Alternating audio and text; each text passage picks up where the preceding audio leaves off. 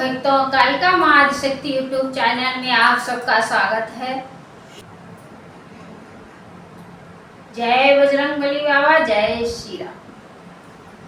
अहिल्या का उद्धार हो जाने के बाद में भगवान श्री राम और लक्ष्मण विश्वामित्र सहित जनकपुर में प्रवेश जाएंगे धनुष यज्ञ देखने के लिए।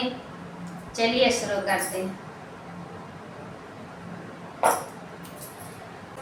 संग सचिव सुनि मोरी भट्ट भूसुर वर गुर ज्ञाति, चले मिलन मुनि नाय कही मुदित राव यही बात।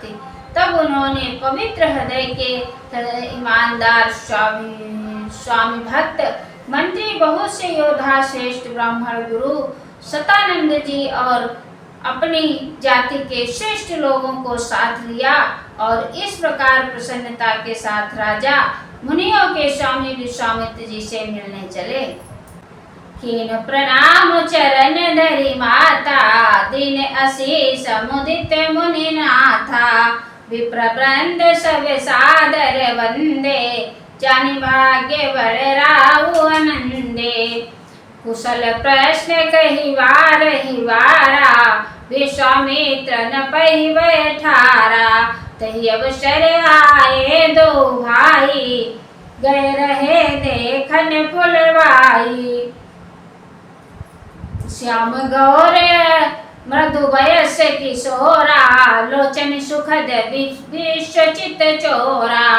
उठे सकल जब रघुपति आए, विश्वामित्र निकट बैठाए। भय सब सुखी देखि दो भ्राता, बारी बिलोचन पुलकित गाता। मूर्ति मधुर मनोहर देखी, भयो विदेहु विसेखी। बार बार कुशल प्रश्न करके विश्वामित्र जी ने राजा को बैठाया। उसी समय दोनों भाई आ पहुंचे जो फुलवाड़ी देखने गए थे। सुकुमार किशोर अवस्था वाले श्याम और गौर वर्ण के दोनों कुमार, नेत्रों को सुख देने वाले और सारे विश्व के चित्त को चुराने वाले हैं। जब रघुनाथ जी आए तब सभी उनके रूप और तेज से प्रभावित होकर उठकर खड़े हो गए। विश्वामित्र जी ने उनको अपने पास बैठा लिया।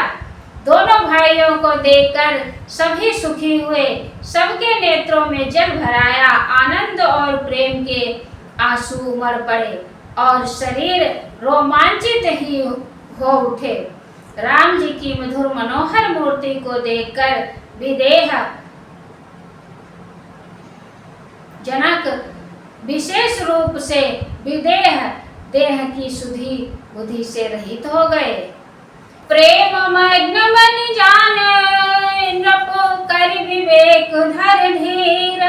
बोले मुनि पद नाई सिरो, गद गद गिरा गभीर।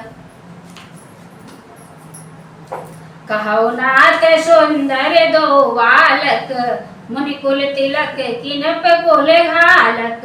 ब्रह्मजनि गमनेति कही गावा, उभय भेष धरि की सोई आवा।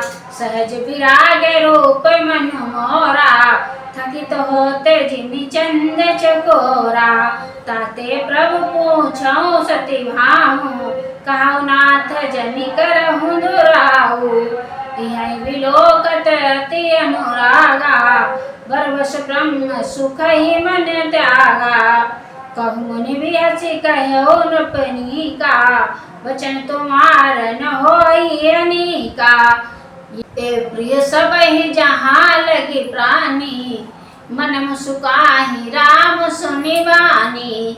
रघुकुल मनि दशरथ के जाए, मम हित लागी नरेश पठाए।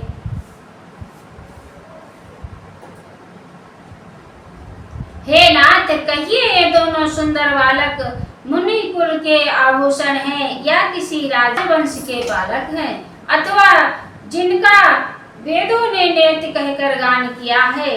कहीं वह ब्रह्म तो युगल रूप धरकर नहीं आया है। मेरा मन जो स्वभाव से ही वैराग्य रूप बना हुआ है, इन्हें देखकर इस तरह मुग्ध हो रहा है जैसे चंद्रमा को देखकर चकोर। हे प्रभु, इसलिए मैं आपसे सत्य निश्चल भाव से पूछता हूँ, हे नाथ बताइए, छिपाव न कीजिए। इनको देखते ही अत्यंत प्रेम के बस होकर मेरे मन ने केवलियाई ब्रह्म सुख को त्याग दिया है। मुनि ने हंसकर कहा, हे राजन, आपने ठीक यथार्थ ही कहा, आपका वचन मिथ्या नहीं हो सकता।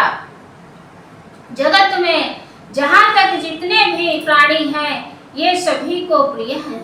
मुनि की रहस्यमयी भरी वाणी सुनकर श्री राम जी मन ही मन मुस्कुराते हैं, हंसकर मानो संकेत करते हैं कि रहस्य खोलिए नहीं। तब मुनि ने कहा, हे रघुकुल मणि, महाराज दशरथ के पुत्र हैं, मेरे हित के लिए राजा ने इन्हें मेरे साथ भेजा है। राम लखन दो बंधु वर, रूपशील बलधाम, मखरा क्यों सब साखी जगो, जीते असुर संग्राम। मुनि तब चरण देखी कह राहु, कहीं न सकाओ निज पुण्य प्रभाव।